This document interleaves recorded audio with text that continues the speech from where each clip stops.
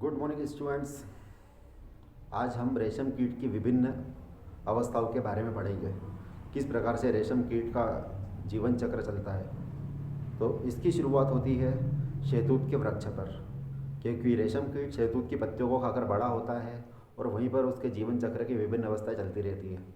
तो सबसे पहले जो अवस्था होती है उसकी, मादा रेशम कीट शहतूत के वृक्ष पर सैकड़ों अंडे देती है।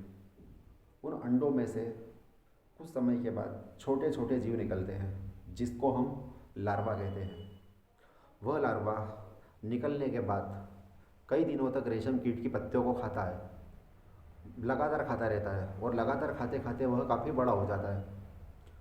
25 से 30 दिनों तक लगातार उन पत्तियों को खाता रहता है। इस प्रकार की स्टेज में आ जाता है और ये जो जीवन चक्र की अवस्था होती है रेशम कीट की, ये काफ़ी लंबे समय तक रहती है। इस अवस्था के बाद वो अपने आप को सुरक्षित करने के लिए अपने आसपास एक रेशा निकालता है और उस रेशे का जो जाल होता है वो अपने आसपास बुनता है। इस प्रकार से कंटिन्यू बुनता रहता है और वो बुनकर अपने आप को उसमें सुरक्षित कर लेता है। अब वो खाना बंद कर देता है और उसकी एक नई स्टेज शुरू हो जाती है जिसको हम प्यूपा कहते हैं। इस प्रकार से तो इसके अंदर वो अपने आप को सुरक्षित कर लेता है। अब होता क्या है, जो रेशम कीट पालन करते हैं वो इस कोकून को लेकर, इन कोकून को इकट्ठा कर लेते हैं पूरे वृक्ष में से और उन कोकून को लेकर गर्म पानी में डाल देंगे। तो गर्म पानी में डालने के बाद क्या होता है, इस जीव की हत्या हो जाती है। यह जीव मारा जाता है और उसके ऊपर का जो आवरण होता है वह रेशम के रूप में वो इस्तेमाल कर लेते हैं। यही रेशम होता है। उसके बाद इसकी रिलिंग की जाती है, धागे बनाए जाते हैं। अगर यह सब कुछ नहीं होगा तो कुछ समय के बाद ही वह प्यूपा उस आवरण को छोड़ देता है और उसकी एक अगली स्टेज आ जाती है, ये वो वयस्क हो जाएगा।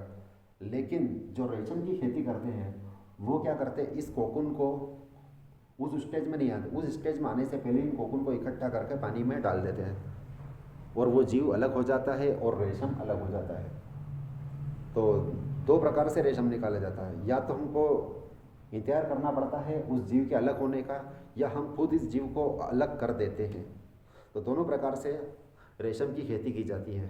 कुछ लोग इंतजार कर लेते हैं और उस कोकून को इकट्ठा करते हैं, और कुछ लोग इंतजार नहीं करते हैं और उस कोकून को इकट्ठा कर कर गर्म पानी में डाल देते हैं। तो इस प्रकार से रेशम कीट का जीवन चक्र चलता है और रेशम का उत्पादन भी होता है। भारत में बड़े पैमाने पर इसकी खेती की जाती है, चाइना में भी की जाती है। ठीक है।